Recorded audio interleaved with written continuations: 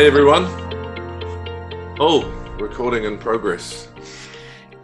The afternoon now, so I was going to say good morning, but not good morning, good afternoon, JK. Who knows in lockdown? I don't know. I mean, in this bedroom, I haven't been out for 48 hours. It feels like. How about you? Yeah, no, I've had a bit of an interesting few days. To be fair, I sort of I actually had a COVID injection on Thursday, and then I went to a function, and I walked out, and we're in lockdown. Oh, So I wasn't really mentally prepared for it, and then I thought, oh shit, I actually had a huge week on, so I was supposed to be in Nelson with the Apple and Pear board because they're having a bit of a tough time, and then Christchurch, and then I had a few days in Queenstown for a friend of mine's birthday, Adam's actually. So yeah, I was unusually anxious yesterday. I sort of the first day I thought, stuff it, I'm not going to get up, can't be bothered. I was in a bit of a can't be bothered mood, which is not like me at all. No, it's not.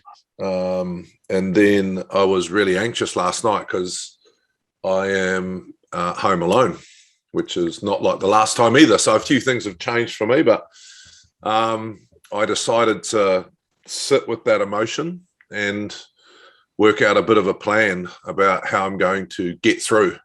So yeah, just while we're talking, if anyone wants to throw any questions into the Q&A, feel free. So yeah, it was a bit scary, to be fair, because I'd been so well, and then it sort of put me into that little anxious space that I can get into sometimes.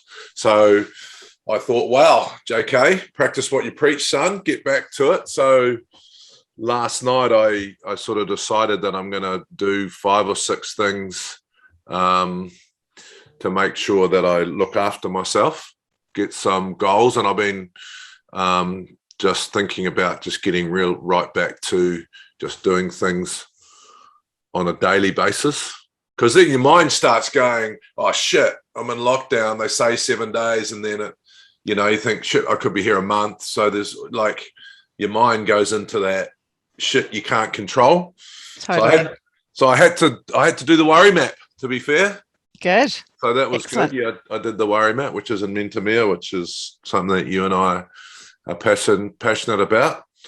So yeah, it was not a very pleasant emotional day, but I'm good this morning. So I'll tell you what I did. Tell me what you did. I started with some fitness stuff, which makes me feel good. So I'm going to start walking, but the end goal, are we allowed to ride? I think so. Yeah, it's half an hour out, and we shouldn't really be giving advice, but I'm pretty sure you can. Outdoor activity is all right. I don't see why not, but I guess someone could tell us in the chat if we're right about that, but I think you can ride. So here's my plan. I'm running it past you, Fiona. I'm just sort of running it past you. So I'll run it past you and you can ride. See if I've learned anything over the last 30 years with anxiety and shit. Here we go. Go for your life. Breaking my life into days. Beautiful. So not worried about tomorrow, which is pretty cool.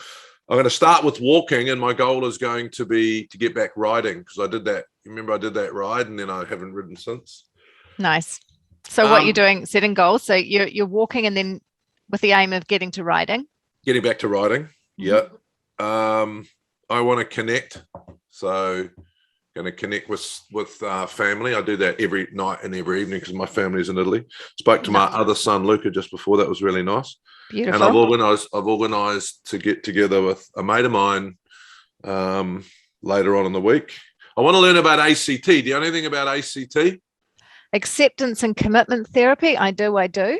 Yeah, I started reading a book called The Confidence Gap last week, just because one of the other things I wrote down is learning podcasts. I've been listening to a guy called Simon Mundy, who I did a podcast with, and he did a podcast with me.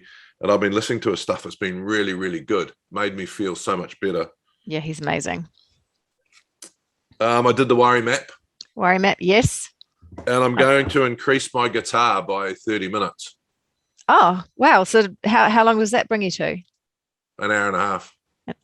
Oh, fantastic. So I'm ticking off the pillars as you're writing these when you're talking about these. Amazing. Yep. Playing the guitar. And only going to watch the news once a day. And that's probably the most constructive thing to do right now.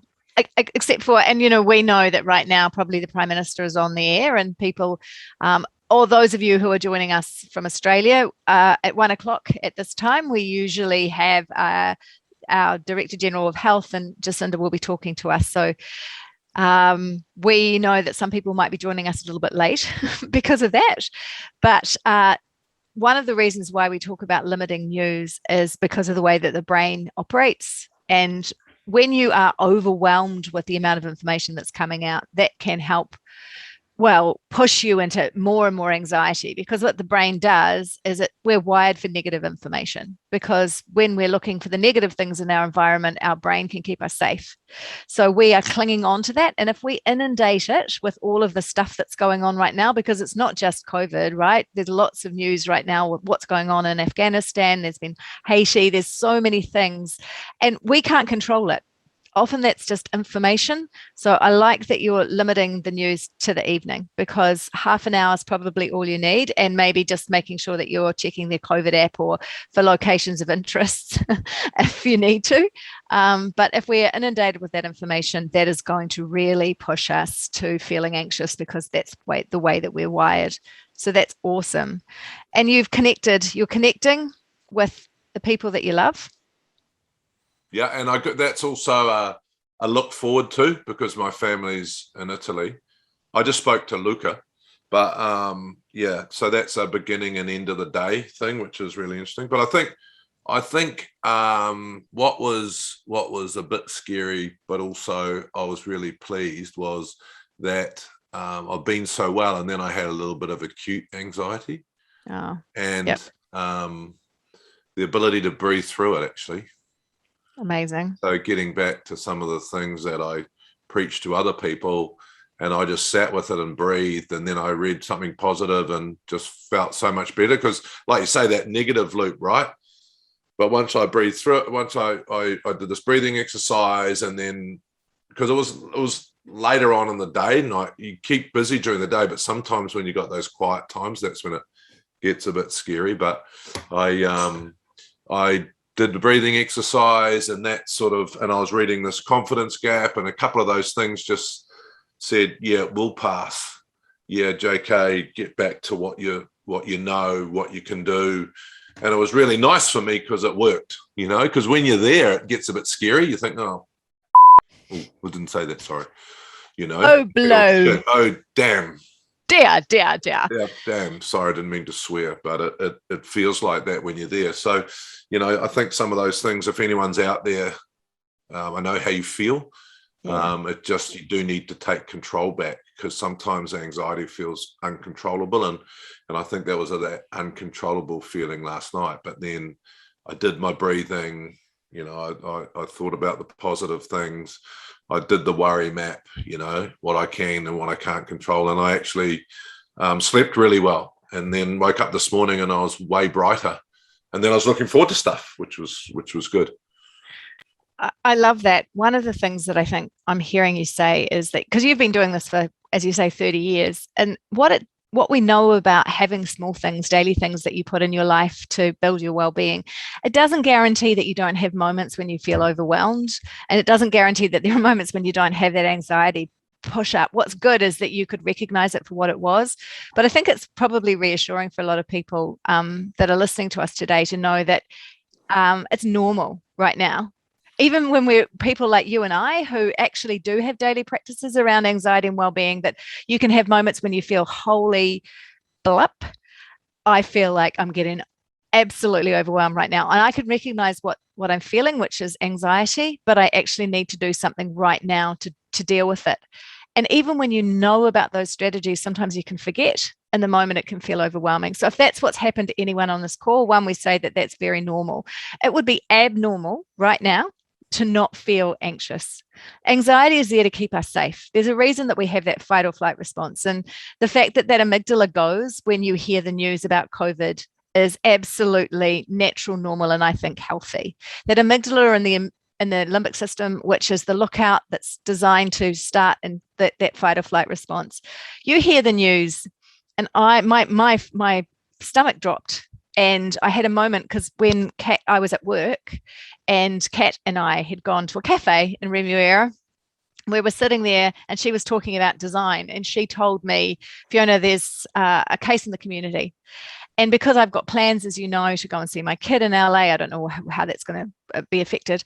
I couldn't hear her for a while. I was trying to concentrate on what she was saying, but my mind was racing. I was going, what does this mean? There's a case in the community, because I knew what it meant. I knew, as we all did, as we were driving home on, what was it, Tuesday?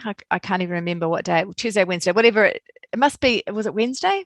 Anyway, driving home, and I could see everyone else was driving home. We knew the inevitability, jumped in front of the TV, hear the news. And then after that, it's almost, for me, because I have a bit of freeze when I have anxiety, it's like I just kind of sat there going, all right, I didn't feel like I could do anything. I just sat and someone else cooked dinner. So I was very lucky because I'm not by myself. And then just started to feel, I felt heavier, because I think that we know that this is something that's going to be a bit more solid than maybe 7 days. So my brain went into the future and started to do that catastrophizing thing where I'm sitting in my seat going, okay, so what does this mean? What does this mean for the future? How long are we going to be in there in this lockdown? You got a trip, haven't you? And I got a trip planned. I don't even know what's going to happen with that. And so, but what do I know is I know that when you do that, all I'm doing is living in a future that might never happen. I'm exhausting myself. And if it does happen, then I've lived through that thing twice. So it's a very good idea what you said about being in the now, because I think that Russ Thomas, that book that you were reading, he talks a lot about being present in the now. And that's one of the things that I think would be helpful right now for all of us is we don't know what's going to happen. There's a lot of chatter about we could be in lockdown for X amount of time, how many people are going to have it. What we know about anxiety is it's important to just take one day at a time and be present in the moment and get back to just here. And you talking about breathing brings us back into the moment, stands down the amygdala. And the other thing is you said you were listening to podcasts, or podcasts is a good thing. Podcasts can be a circuit breaker. Doing something that you're listening to and just brings you back into the present is an actually good way of coping, just to give your brain a break. I also thought that how can I make it a positive? Because I think the two things that got me, and this is really weird, right? Because I've been incredibly unwell, and I've been incredibly well. And for me, just that feeling of not having control was scary. But then I thought, how do I take control back? And that was really interesting for me, because I thought that, sometimes you get into that spiral, and I thought, well, actually, what can I control and what can I look forward to? So how can I make this great for me? And I don't know whether that's my brain, but I sort of go, okay, I can actually do some learning. So yeah, I'm going to do that, right? And I'm going to get a bit fitter, right? And I can do that. I can take control. I mean, I've heard conspiracy theories already. Yeah. Right? Yeah. I've heard we're going to be in for X amount of time, but the reality is I'm going to deal with the 7 days, one day at a time, and I'm going to worry about if we have to stay in for another 7 days on the 8th day. But what I am going to do, and this is for my safety, I am going to control today. I'm going to put that in its little box, and I'm going to do those things that make me feel better about myself. And that is a bit fitter, learning. I'm going to learn some stuff. I'm going to learn about this ACT, which really intrigues me. So you mentioned it before. So tell me a little bit about it. I've only just started the book. Yeah. So you might have heard words like psychological flexibility, acceptance, which is acknowledging your feelings, which is what we talk about. So really it's about living kind of aligned with your values. You're really going to love it. So we talk a lot at Mentamia about when you are designing your 6-pillar program, and Hayley from Dunedin wants us to go through what the pillars are. The pillars are chill, and that's standing down your amygdala. And so when JK was talking about the worry map, which is when you have a worry, what you're doing is testing the worry, and we'll talk about it. I'll get JK to go through it with you because you want us to go back through it. But what chill is all about the kinds of things that you're doing in your day to stand down your amygdala. relax and recharge and switch off. So it might be getting outside into nature, because we know when you get outside into nature, your amygdala stands down because the brain thinks there's food and there's water. You talked about chilling as being, you're going to go back to your worry map and you're going to breathe. So that's filling in that pillar. The second pillar is do. And do is when you're engaging your brain for brain health, and also engaging your brain to get into the flow. And do, you just said that you're going to do some more learning. You're going to learn about Russ Harris's ACT, acceptance and commitment therapy, and also listening to podcast counts, anything that engages your brain, because we are creating new neural pathways over the course of our life. And actually, when you do that, you get some of the good neurotransmitters like dopamine, because if you notice how you're progressing, when we learn something new, you reward yourself for it, you build self-efficacy or your self-esteem. There's really good evidence that when we learn things, we feel good. And also it protects your brain and can protect against it as you get older. I feel a bit like I'm losing the plot myself today.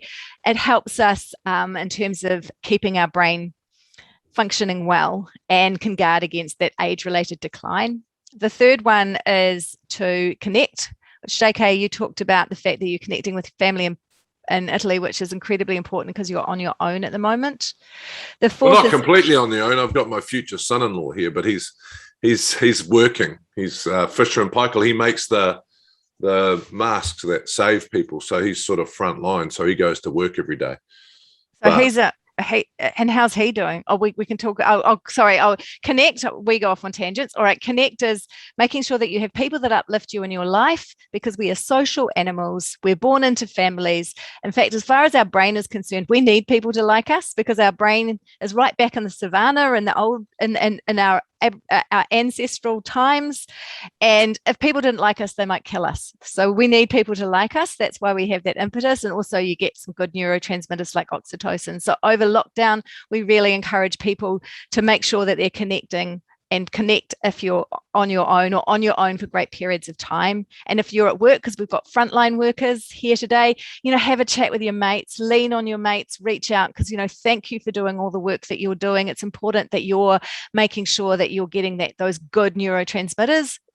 Really, really important for New Zealand, that you're keeping yourself safe, and which means keeping yourself well. And then the fifth pillar is celebrate, which is being kind to yourself, looking after yourself, and living according to your values, which means, are we doing things that further us in the things that matter to us? So family is really important to us. So we make sure that we try and do things with our family, because family matters to us. So if you're doing things that further your values, you're looking after your mental well-being. And the last is enjoy, making sure you have something to look forward to, and that you're doing something that you enjoy every single day, which is extremely important right now. Yeah, and I think the other thing for me is the worry map. So when I was really incredibly unwell and I went to my psychiatrist for the first few times, I was worried about all sorts of stuff. So when you worry about stuff that, as Dr. Fiona will tell you, you are in a heightened state of anxiety, right? And being normal is without anxiety, and then you can have different levels of it.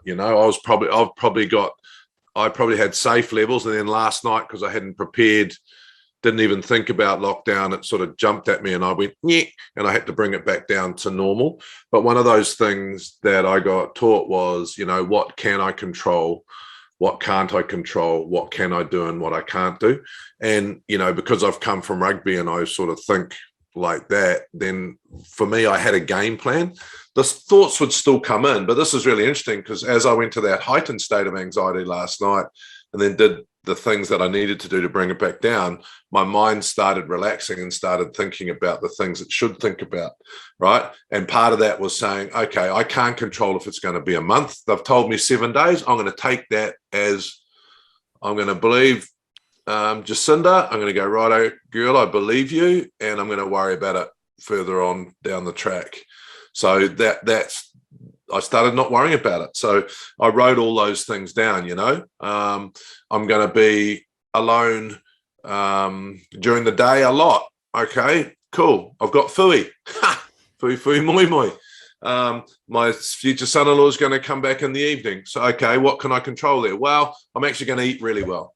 So I'm going to plan that, do that. You know, I'm going to do those other things, going to go for a long walk. I'm going to extend everything by half an hour to chew up the day because I don't want to be sitting around pondering, because my brain doesn't need to ponder. And the other thing that's really interesting for me is making sure that I do disconnect that brain of mine, because when I do get a little bit anxious, it moves a bit faster. So unplugging it, and that's sort of the learning, the guitar, the connection, something to look forward to, you know. Amazing. And the other thing I was thinking about is that, you know, Mentamia, everyone won't be surprised, is that we kind of went into overdrive. So we've got people on this call like the lovely Lucia, who's putting the 6 pillars in there for you. She's been working like a trooper. What I want everyone to remember is that this is not normal times. So if you're feeling less productive than you do usually, go easy on yourself. We are working through a crisis. So if you're getting home and you're working from home and you're feeling, I'm not as productive as I usually am, or if you're one of the frontline workers who are out there and you're finding that you feel a bit like you are walking through treacle and you're not as productive as you have been in the past, I want you to stop and go easy on yourself. These are unusual times. And what I don't want is for everyone to then start working longer hours to make up for it. We have to remember everyone knows what's going on. As bosses, we know that people will need to take breaks and time out, because these are times where all of us have to be thinking about other people and also thinking about ourselves. So we have to reset our expectations. And I think that what can happen is when you start slowing down because you're distracted, you've got kids that you're looking after at home and homeschooling, like the lovely Ian, who's in charge of it, JK and I today. What we know is we don't want him to be working all night to make up for the fact that stuff's going on in his life. So I want everyone to step back and start to realize and put boundaries around the amount of work that they're doing, because right now that's not going to help us, and there's a risk of burnout if we have the same expectations about productivity and we try and deal with it by working more hours.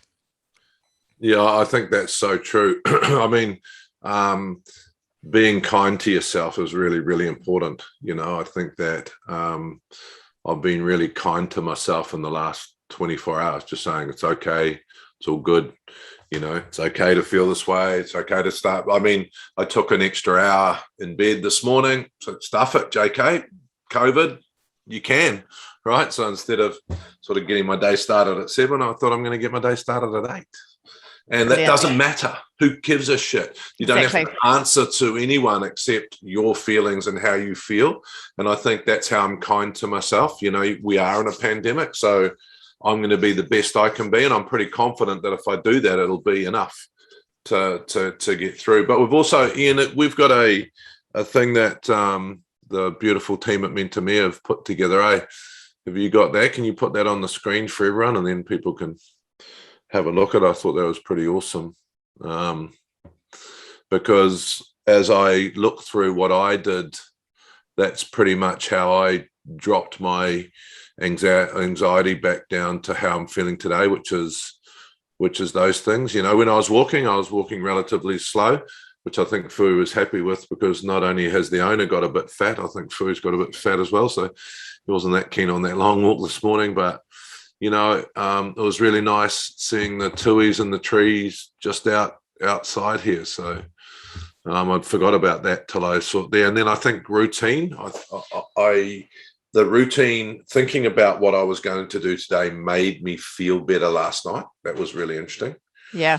And so I think that's really good. And I've forgotten find the funny, so that's another good one. I'll put that. I'm going to put that down. Okay. I mean, the keeping to the routine is important because the brain craves certainty, and it's a way of the brain being reassured, that amygdala being reassured that everything is okay. And sometimes when we're under pressure, we can forget things. And I think if you can keep to a routine, you can start to put things in your day. Like if you're going out, we need perhaps to take the mask to the supermarket. So keeping to a routine, making things like when I go to the supermarket, I'm going to put my hand sanitizer in my bag and the mask in the bag, calms down the amygdala, and it makes us makes us more likely to be able to do the things that we need to do. Sometimes when you're anxious, anxiety can be quite good right now because it does push us to do things we need to do. But sometimes when we're constantly anxious, we can get foggy, which is what I think I've been, is a little bit foggy. I'm usually a little bit more, I think I'm quicker, a little bit more articulate. Lately, I've been stumbling over my words and going, oh, it's because I'm tired. And that's when I start to forget things. So it might be a good idea just to keep a list. What do I need when I go out walking? And then you take the pressure off yourself. And what you're trying to do is make sure that your brain thinks everything's fine. So sometimes it's a good idea just to even think about the things you are certain of. It's a little trick. So when life is very uncertain, you can look around the house and go, what do I know? Oh, I know that this is my phone. I mean, this sounds really nuts, but really silly. I shouldn't say nuts, but this is my phone. This is some water. I'm wearing my headset. And when you do that, the brain calms down. And the other thing for anxiety is if you're feeling very anxious and you get a little bit hot, because it's very common when you're starting to feel the anxiety bump up, that what happens is you get something called vasoconstriction. Your blood vessels constrict with fight or flight, and you can get hot and then cold. Often when you're feeling quite panicked, you can bring yourself back into your body just by drinking some cold water. So having those little tips in the day can be helpful. And finding the funny is actually one of the things that we know when you're dealing with people who really often deal with trauma, is often doctors who deal with terribly difficult situations, or people even who are trauma surgeons in military situations, often have the bleakest and the blackest sense of humor. Humor keeps us going, and it produces endorphins. When you have a good laugh, the endorphins make us feel better. That's part of those neurotransmitters that I talked about before, the dopamine, oxytocin, serotonin, and endorphins. Finding the funny can just make you get through. What about finding the wine? I think that might be why I'm feeling a little bit sluggish today, JK, to be very honest. You've seen me on a couple of glasses of wine. I had more than a couple last night, and forgot to drink water. So go easy on the booze, but wine is fine. If a couple of glasses, no problem. Just remember to drink water, because that's what I didn't do last night. Find the wine. We should have put that up. It should be 13 ways to mental well-being. I think my challenge, people, is I love a drink. And like I say to people, my trouble's not drinking, my trouble's stopping. And I don't think it makes my anxiety any better. So I know that for a fact. So I think it's important to look forward to a glass, but take it easy. So I did the same as you. The first night that I'll stuff it. So I just opened a bottle of wine, and before I knew it, I'd owned it. So I thought, I better take it a little bit easy on there and get back to what I normally do. So I don't. I'm making a seafood soup tonight, Fiona. So I think I'm going to limit myself to one glass of nice white. There you go. Can't not have anything with a nice fish soup, which I'm really looking forward to cooking. And like I said, anyone who knows me knows that cooking's part of my unplug the computer moment. So I'm looking forward to doing that tonight. But I think the alcohol's a really important one. If you are feeling anxious, I know it can be our go-to. I know it's my go-to sometimes, but it doesn't help. So maybe have one, or one and a half, but really get some discipline around it. And I find when I do that, I feel good about myself not finishing the bottle. So it's sort of this weird cycle. Does that make sense? Absolutely does. I mean, you're the doctor, Fiona. If that doesn't make sense, just make up some shit. Like, it does make sense to make me feel better. It definitely makes sense, because when we show that we've actually been restrained in our lives, it can remind us, oh, look at us. We should be celebrating our restraint. And I liked Hayley's suggestion that you could pop one of the half of the glass into your soup. So yeah, nice. Congratulations to me. That's what I'm going to do. The other thing to do is think about what worked last time. We have done this before, and you will have found that there were things that you might not remember. So spend some time thinking about it. I really I think that we have got techniques in our lives that work at times, and we're all different. Someone put up that they meditate at the end of the day, and that's amazing, because it's good to have something at the end of the day that helps you switch off, particularly listening to music. Yeah, that's one of those things. So it's going from work mode to switching off. If you're a frontline worker, incredibly important for you, more important than ever, that maybe you use the time, the transition from work to home in the car as you're driving home to listen to some music or a podcast, something that allows you to kind of rewind and recharge, because there's extra pressure on you, and making sure that when you get home that maybe you spend 5 or 10 minutes doing something that you enjoy just for you. It's very important right now that we have at least one thing that we're doing that we really enjoy. Frontline workers, yeah, I'm done for the day. Tell yourself I'm done for the day, and go and do something that you love and you enjoy. And right now that's must be a priority, because we know that that's a helpful thing getting through really tricky times. And looking after our body includes sleep.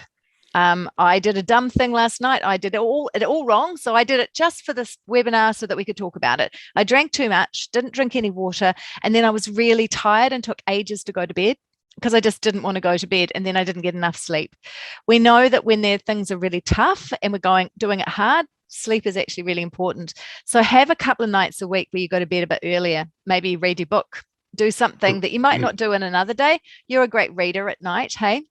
Yeah, I mean, it's really important for me. I've been sleeping incredibly well because I changed up my routine just as a bit of a trial. So I do a breathing exercise and then read, and I've been finding that really incredible. Another thing that I think was really important for me is I got back to why, and I think why can be dangerous for me personally. So I just changed that to is, right? So, because if I kept asking why, then I never have an answer. Whereas if I just go, it is, yep, it is, and what are the solutions? That was really good for me, because sometimes, I remember when I was really unwell, I kept saying, why me? Why is this happening to me? Why is this shit happening to me? Because I had no excuses for why it happened to me. And when I actually started going, well, okay, it just is. What am I going to do about it? And I think that was really healthy for me yesterday too. I said, okay, you didn't prepare for this. Why didn't you prepare for it? Why weren't you ready? No, it just is. Just get on with it, which I thought brought me back to the present, and then started me working on the solutions. I love that. I mean, we know that life is uncertain, and often the people that deal with the curveballs best are the people that don't say why me, they say why not me, because the reality is it can happen to any of us. And it's the same with getting rid of the should statements. Let's not compare ourselves to other people. Often what we'll do in a situation is, we know perhaps a colleague seems to be they're just bouncing through this, they've got no issues. Well, one, we don't know, they might just be keeping it to themselves. But the moment that we look at how other people are coping and compare them to us, we are creating a big burden for ourselves. Everyone is different. Just go easy on yourself.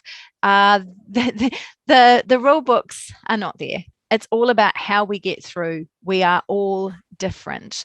So making sure you're looking after your body is incredibly important, and looking after the way that you talk to yourself.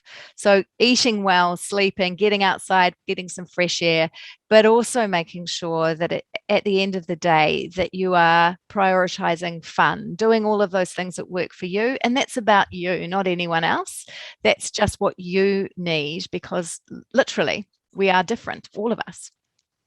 Has anyone got any specific questions they'd like to ask, especially we've got all the brains of Fiona online? That's, as you've probably noticed, I've spent the half an hour talking to Fiona for my own self. So sorry, people, getting a lot of answers and a lot of confirmation. I think the most important thing that the reason why I'm enjoying the podcast is the moment as you hear people who think and feel like you, and that makes you feel good, because oh, actually, I've been trying to work through this, and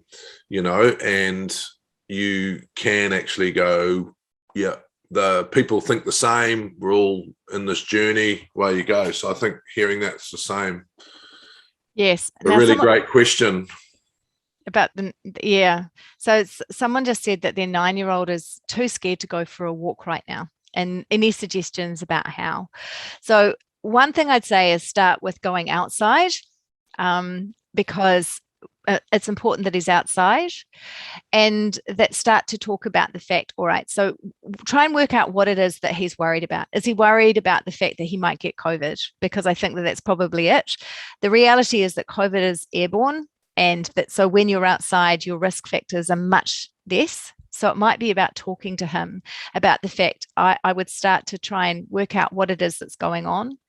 And if it is that, explain, one, if you're outside in a mask, your risk is very low, like it's extremely low, and that walking is really good for his body, and that you're going to walk with him because it's something that you're doing together. But don't push him to go well beyond his limits. It might be that you start going outside, just into the back garden, and the next day walk to the end of the road and talk to him, because one of the things with anxiety is distraction, so that he's not focusing on the fear, he's actually distracted. Take his hand. If he's a hand holder, just take him to the end of the road, but don't push him beyond his limits. Also think about what exposure he has right now to social media or to news, because I think what we are underestimating is how anxiety provoking the situation is for kids. And what they really need is the truth. And the truth right now is, for being outside, you're actually really safe. Putting on a mask isn't really necessary outside, but it's necessary inside. But if he wants to be extra safe, putting a mask on, being used to a mask and being outside and walking with him might just reduce that anxiety. Yeah, I think a bit of vulnerability as well. I think just to end that off, you just say, I'm scared. You might not be scared of walking outside, but I've been scared. So it's okay. Let's do this together. Yes, I love that. I think that's a really good thing, because when I wrote a book about how to parent it, they said show vulnerability, because that's the best thing I've ever used. Yeah. Someone just asked on the Q&A, what's the best way to support someone with anxiety? Pretty much what we've done today, I reckon. Talk about it, acknowledge it. There's the ways to well-being. I think the nicest thing, if you are with someone, is you can do stuff with them.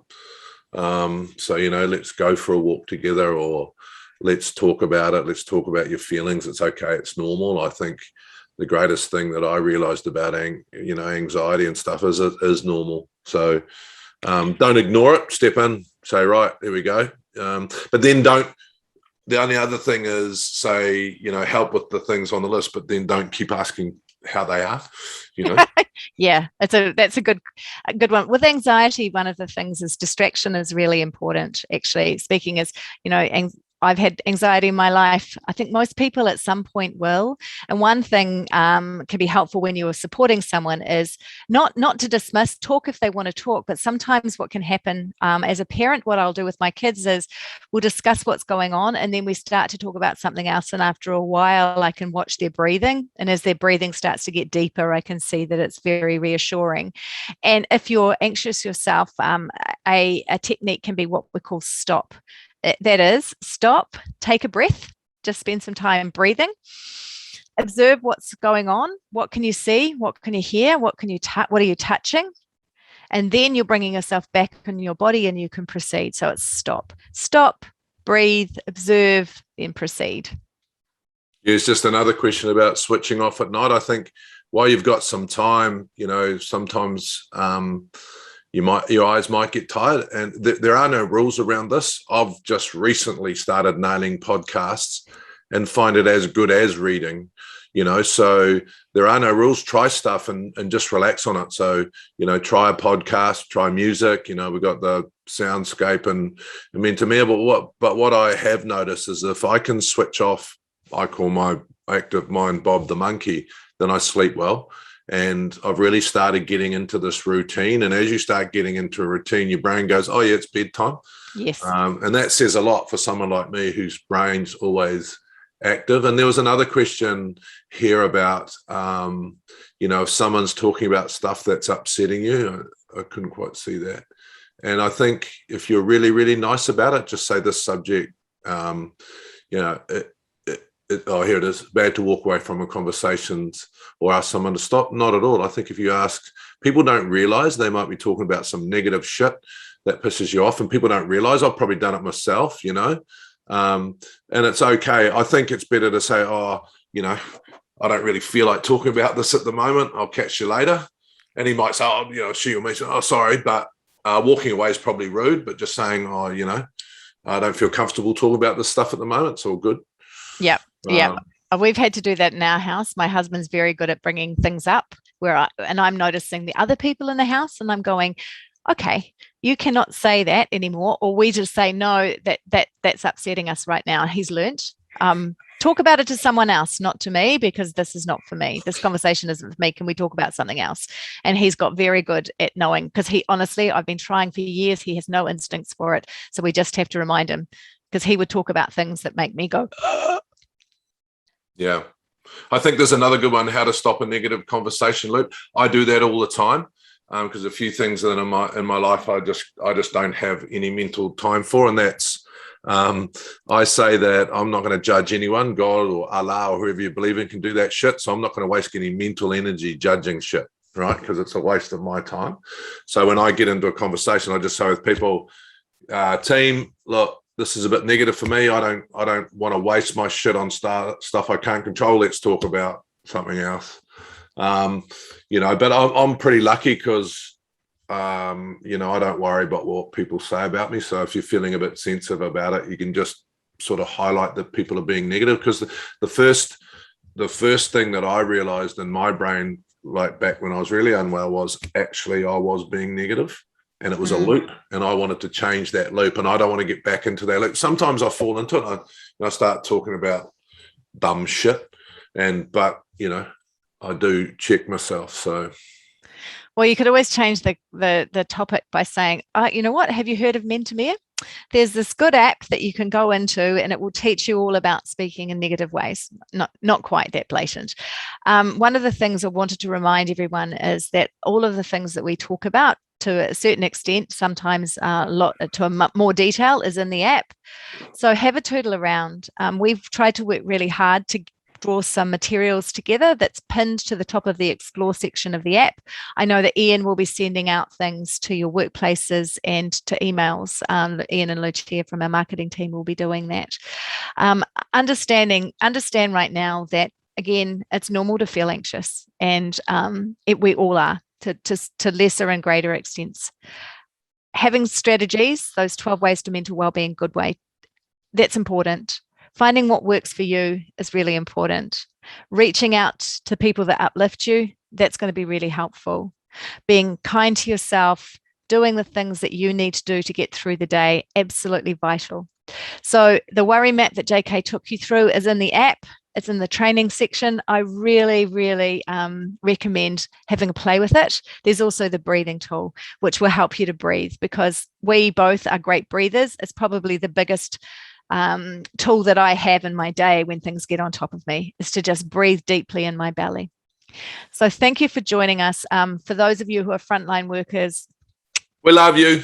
We love you. I just think, I think also, before we sign off, just from me, let us know if you want to do this again, and when you want to do it again. And have we stopped? Have we? No, I don't think so. No, okay. I don't think so. So love to do another one if everyone's keen. But also, Mentamia saved my life. So that's how we started this. All the stuff that we learned, and then Dr. Fiona came on, and there's all the science and all the stuff that actually got me well. The things that are important, and we're about prevention, people. So the greatest thing that happened to me last night was, like I said, I went to that anxious level, and then I put the tools in place, and I got it back down to where I'm pretty cool today. Am I bouncing out of my skin? Shit, no. But am I okay? Yeah, I'm okay. And I'm going to get better, because I know that. So if you want to do another one, just reach out to the team. Really happy to do it as frequent as you people want. I guess the next big one is going to be whether in for more than 7 days or not. We might even bring some recipes along next time. How's that? Amazing. Lots of love, guys, and hopefully we'll see you again. Ciao.